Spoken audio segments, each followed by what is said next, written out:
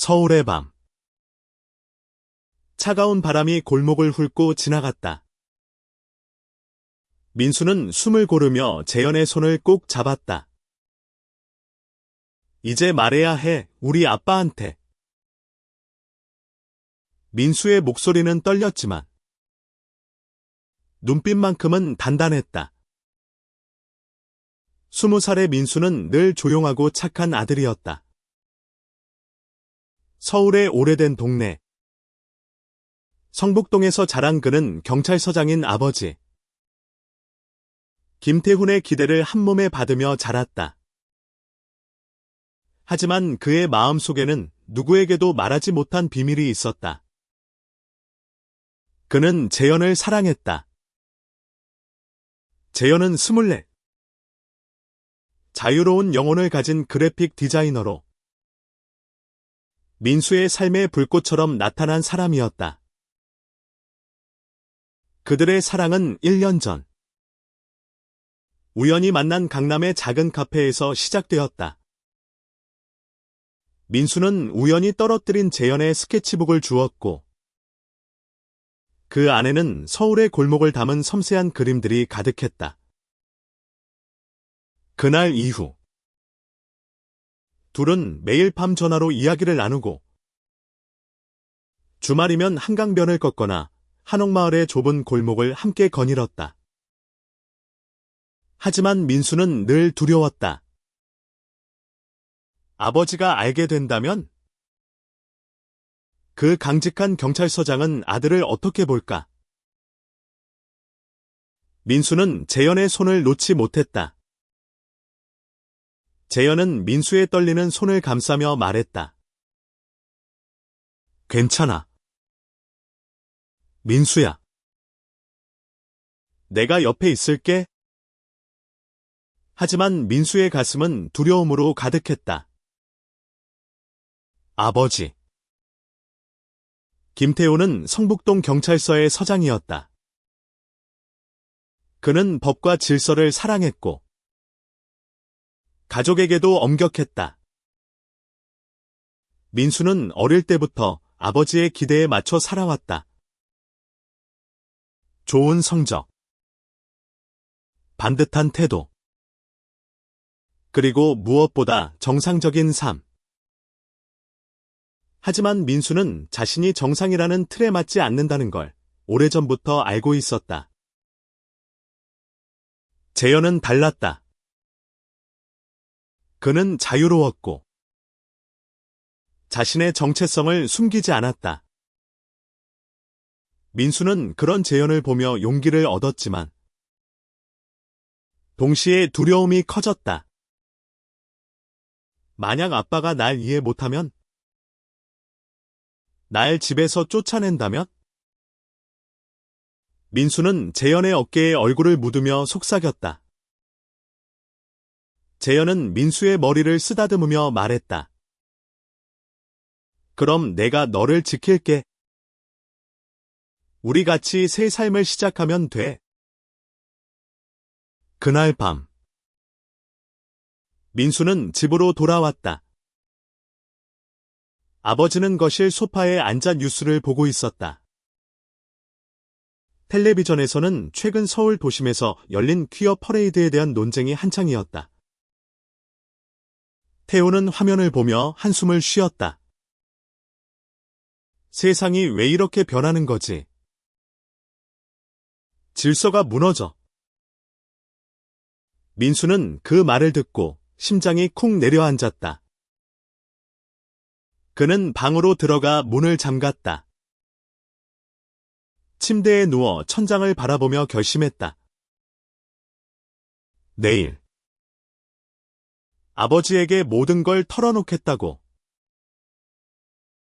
다음 날 아침 민수는 부엌에서 아버지와 마주했다. 태우는 경찰 제복을 입고 출근 준비를 하고 있었다. 민수야. 오늘 좀 이상하다. 무슨 일 있나? 태훈의 날카로운 눈빛이 민수를 꿰뚫었다. 민수는 숨을 깊이 들이쉬었다. 아빠. 할 말이 있어요. 그의 목소리는 작았지만 단호했다. 태우는 눈썹을 치켜 올리며 의자에 앉았다. 뭔데? 말해봐. 민수는 심장이 터질 것 같았다. 저는 남자를 사랑해요. 재현이라는 사람을요. 시간이 멈춘 듯했다. 태훈의 얼굴은 굳어졌고 민수는 숨을 쉴 수 없을 만큼 긴장했다. 태훈은 한참 동안 아무 말도 하지 않았다. 그러더니 갑자기 자리에서 일어나 방으로 들어가 문을 쾅 닫았다. 민수는 그 소리에 몸을 떨었다. 민수는 거실에 멍하니 서 있었다. 아버지의 반응은 예상했던 것보다 더 차가웠다. 그는 재현에게 전화했다. 재현아. 아빠가 화난 것 같아. 재현은 다급히 물었다. 뭐라고 하셨어? 민수는 고개를 저었다. 아무 말도 안 했어. 그냥 방으로 들어가셨어. 재현은 민수를 위로하려 했지만 민수의 마음은 이미 무너져 있었다. 그는 아버지가 자신을 미워할까봐 두려웠다. 태우는 평생 경찰로서 정의를 지키며 살아왔다. 그는 동성애를 질서의 혼란으로 여겼고 민수는 그 사실을 너무 잘 알았다. 그날 오후 민수는 재현을 만나기 위해 한강공원으로 갔다. 재현은 민수를 끌어안으며 말했다. 너 잘못한 거 없어. 그냥 너 자신일 뿐이야. 민수는 재현의 품에서 눈물을 흘렸다. 하지만 아빠는 날 받아들일 수 없을 거야. 내가 아빠의 기대를 깨뜨렸어. 그때 민수의 전화가 울렸다. 어머니였다. 민수야. 아빠가 너 찾는다. 지금 집으로 와. 민수는 불안한 마음으로 집으로 돌아갔다. 집에 들어서자 태훈이 거실에 앉아 있었다. 그의 표정은 여전히 굳어 있었지만 눈빛은 달랐다. 민수야. 앉아. 태훈의 목소리는 낮고 묵직했다. 민수는 조심스럽게 소파에 앉았다. 태훈은 한참 동안 침묵하다 입을 열었다. 네가 말한 그 사람. 재현이. 그 사람에 대해 말해봐.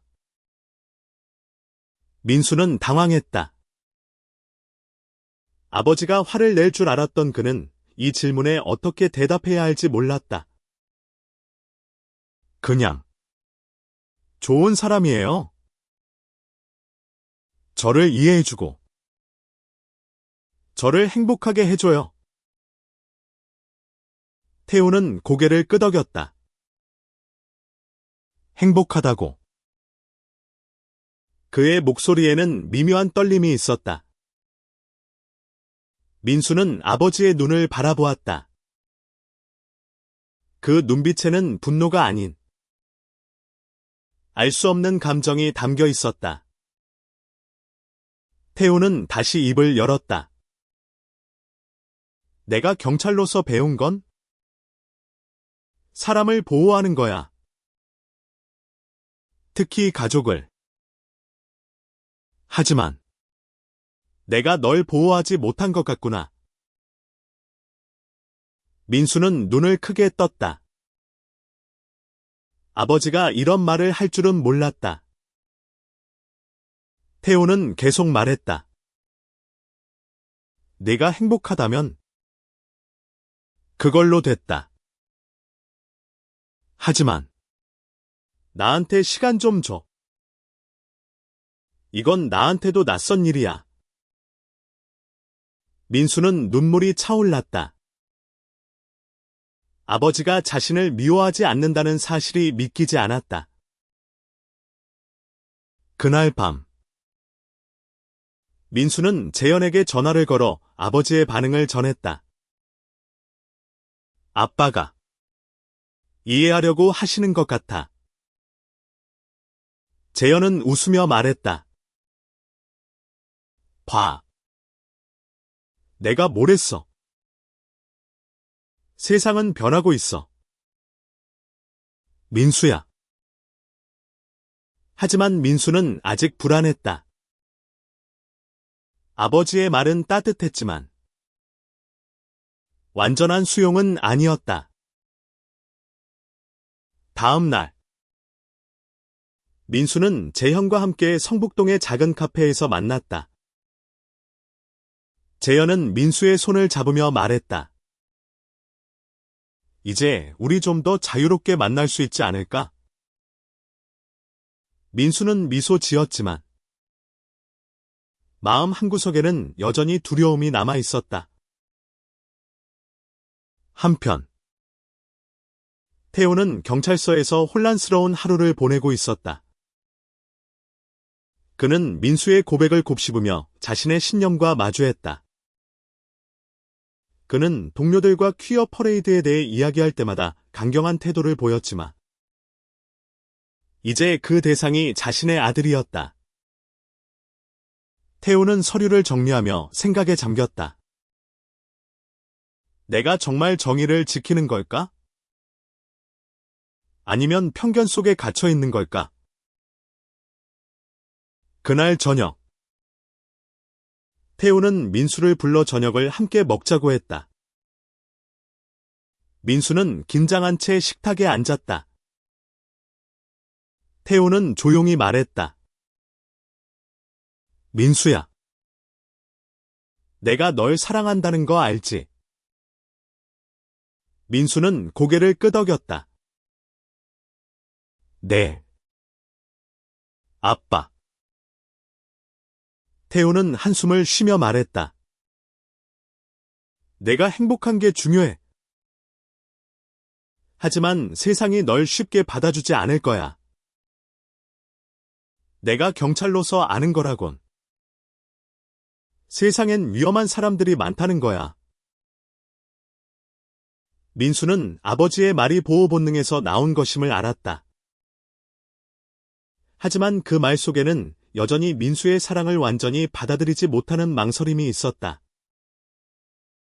민수는 용기를 내 말했다. 아빠.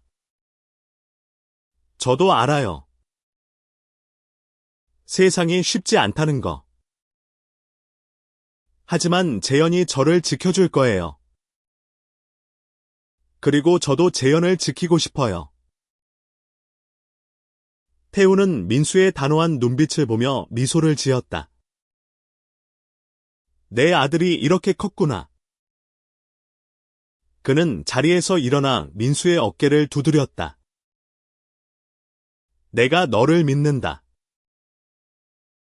하지만 재현이란 녀석. 나한테 데려와.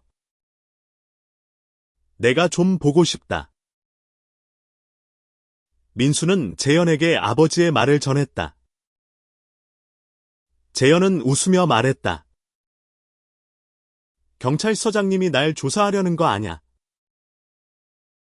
민수는 웃었지만 한편으로는 긴장했다.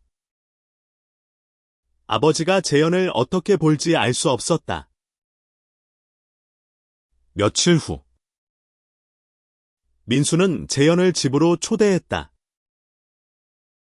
재현은 캐주얼한 셔츠를 입고 나타났지만 그의 눈빛은 자신감으로 빛났다. 태우는 재현을 보자마자 날카로운 눈으로 그를 훑었다. 그래. 재현이 너구나. 그의 목소리는 묵직했다. 재현은 미소를 지으며 고개를 숙였다. 안녕하세요. 서장님. 민수를 만나게 해줘서 감사합니다. 태우는 눈썹을 치켜 올렸다. 재현의 당당함이 의외였다. 그는 재현을 거실로 초대에 앉혔다. 민수가 너에 대해 많이 얘기했어. 그래. 너는 민수를 어떻게 생각하지? 재현은 망설임 없이 대답했다. 민수는 제게 전부예요. 그를 행복하게 하고 싶어요. 태우는 잠시 침묵했다. 그의 머릿속에는 경찰로서의 신념과 아버지로서의 감정이 충돌하고 있었다. 그는 민수의 행복을 원했지만 세상의 편견이 아들을 해칠까봐 두려웠다. 태우는 재현에게 물었다. 세상이 너희를 가만두지 않을 거야. 그걸 감당할 준비가 됐나? 재현은 단호하게 고개를 끄덕였다. 저는 민수와 함께라면 어떤 어려움도 이겨낼 수 있어요. 민수는 재현의 말을 듣고 가슴이 뜨거워졌다. 그는 아버지를 바라보며 말했다. 아빠. 저도 준비됐어요. 저희가 함께라면 괜찮을 거예요. 태우는 두 사람을 번갈아 바라보았다. 그의 눈에는 복잡한 감정이 스쳐갔다. 그는 결국 고개를 끄덕였다. 알았다. 너희가 그렇게 단단하다면? 내가 더 뭐라고 하겠나? 그날 밤. 민수와 재현은 집을 나와 한강변을 걸었다. 민수는 재현의 손을 잡으며 말했다. 아빠가 우리를 인정해 준 것 같아. 재현은 미소를 지으며 민수의 이마에 입을 맞췄다. 이제 시작이야? 민수야. 하지만 세상은 민수와 재현에게 호락호락하지 않았다.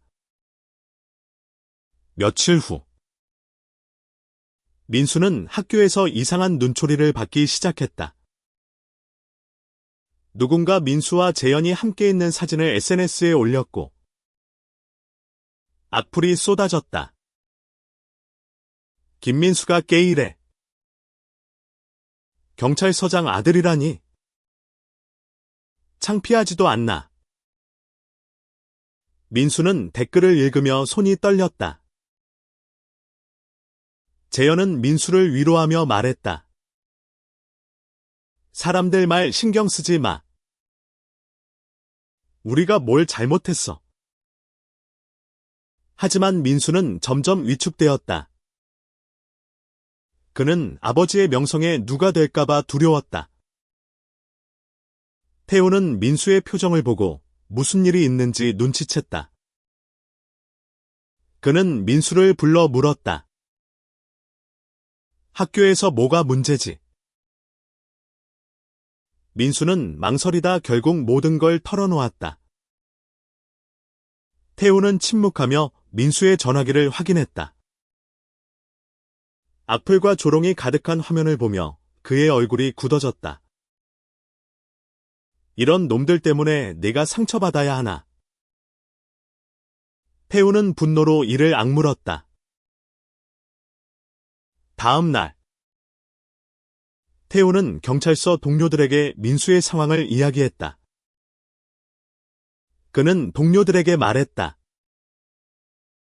내 아들이 누군가를 사랑한다고 해서 죄인이 되는 건 아니다. 이런 악플은 명백한 괴롭힘이야. 동료들은 태훈의 단호한 태도에 놀랐다. 그들은 태훈이 보수적인 사람인 줄 알았지만 그의 눈빛에는 아들을 지키려는 결심이 담겨 있었다. 태훈은 민수와 재현을 불러 말했다. 너희가 당당하다면 나도 너희를 지킬 거다. 하지만 세상은 만만치 않아. 준비해라. 민수는 아버지의 말에 눈물이 났다. 그는 재현의 손을 잡으며 말했다. 우리가 이겨낼게요. 아빠. 민수와 재현은 서로를 의지하며 세상의 편견과 싸워나갔다. 그들은 퀴어 퍼레이드에 참가하기로 했다. 민수는 처음엔 망설였지만 재현의 설득으로 용기를 냈다. 퍼레이드 날. 서울 도심은 무지개 깃발로 가득했다. 민수는 재현과 손을 잡고 군중 속을 걸었다. 그 순간 그는 자유를 느꼈다. 하지만 퍼레이드 장소 근처에서 반대 시위대가 나타났다. 그들은 플래카드를 들고 소리를 질렀다. 동성애는 죄악이다. 민수는 불안했지만 재현은 그의 손을 더 꼭 잡았다. 우리가 여기 있는 이유야. 두려워하지 마. 그때 태훈이 나타났다. 그는 경찰 제복을 입고 퍼레이드의 안전을 지키기 위해 나와 있었다. 민수는 아버지를 보고 놀랐다. 태훈은 민수와 재현에게 다가가 말했다. 내가 여기 있는 한 너희를 다치게 하진 않을 거야. 그의 목소리는 단호했다. 시위대 중 한 명이 태훈에게 소리쳤다. 서장님, 이런 행사를 왜 보호합니까? 태훈은 차갑게 대답했다. 내가 보호하는 건 사람이다. 내 아들을 포함해서. 군중은 그의 말에 잠시 술렁였다. 민수는 아버지의 말에 눈물이 차올랐다. 그날 밤 민수와 재현은 태훈과 함께 집으로 돌아왔다. 태훈은 조용히 말했다. 내가 너희를 완전히 이해하진 못할지 몰라.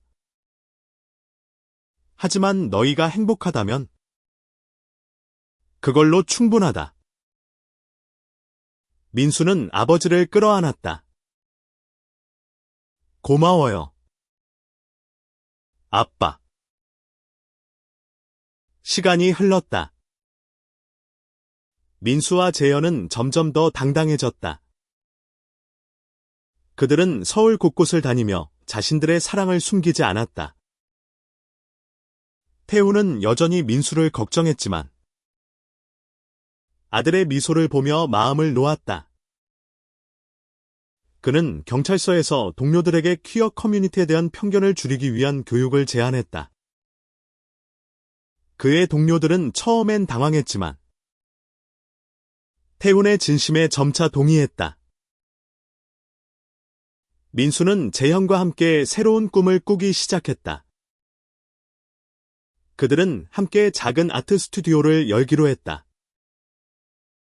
재현의 그림과 민수의 글쓰기 재능을 결합해 서울의 이야기를 담은 작품을 만들고 싶었다. 태훈은 그들의 계획을 듣고 미소를 지었다. 너희가 뭘 하든 내가 응원할게. 어느 날 태훈은 민수와 재현을 저녁 식사에 초대했다. 식탁에서 태훈은 말했다. 내가 경찰로서 배운 건 세상을 바꾸는 건 어렵지만 한 사람의 마음을 바꾸는 건 가능하다는 거야. 내가 바뀌었듯이. 민수는 아버지의 말에 감동받았다. 그날 밤. 민수와 재현은 한강변에서 별을 바라보며 미래를 꿈꿨다. 민수는 재현의 손을 잡으며 말했다. 우리가 여기까지 올 수 있었던 건 서로를 믿었기 때문이야. 재현은 미소를 지으며 답했다. 그리고 내 아빠가 우리를 믿어줬기 때문이지. 1년 후. 민수와 재현의 스튜디오는 성북동의 작은 골목에 문을 열었다. 그들의 작품은 서울의 다양한 사람들과 사랑 이야기를 담아 많은 이들에게 감동을 주었다. 태우는 스튜디오 오픈식에 참석해 아들과 재현을 자랑스럽게 바라보았다. 그는 연설에서 말했다. 내 아들이 나에게 가르쳐준 건 사랑은 어떤 형태로든 아름답다는 거다. 민수는 무대 위에서 재현의 손을 잡았다. 관객들 사이에서 박수가 터져 나왔다. 그 순간 민수는 세상의 편견을 이겨낸 기쁨을 느꼈다. 그는 아버지를 바라보며 미소를 지었다. 태훈도 미소로 답했다. 그들의 이야기는 서울 곳곳에 퍼졌다. 태훈은 경찰서에서 퀴어 커뮤니티를 위한 보호 정책을 추진했고, 이는 다른 지역으로 퍼져나갔다. 민수와 재현은 자신들의 사랑이 단지 그들만의 것이 아니라 많은 이들에게 희망을 줄 수 있음을 깨달았다. 마지막 장면에서 민수와 재현은 한강변에서 서로를 끌어안았다. 우리가 해냈어. 민수가 속삭였다. 재현은 그의 이마에 입을 맞추며 말했다. 이건 끝이 아니야. 우리 사랑은 계속될 거야. 그들의 뒤로 서울의 밤하늘은 별빛으로 반짝였다. 사랑은 어떤 형태로든 어떤 어려움 속에서도 빛난다는 것을 보여주며